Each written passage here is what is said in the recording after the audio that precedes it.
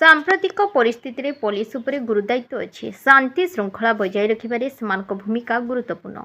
Police अवदान को केही भी अस्वीकार करें। यह सत्वे सबु पुलिस 10 नियम उपरे गुरुत्व दियंतु। सेथिमध्यरु सेमाने सर्वदा स्वच्छ स्पष्टवादी हुंतु। यह व्यतीत परोपकारी उदारीवादी हुंतु।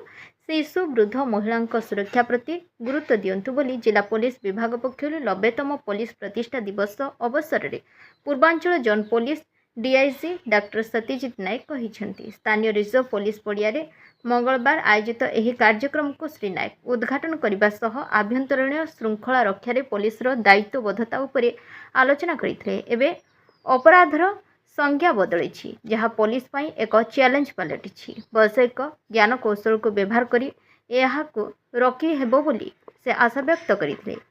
यह अवसर में राज्यपाल और मुख्यमंत्री प्रेरित वार्ता डीआईजी डॉक्टर नायक पाठ करते।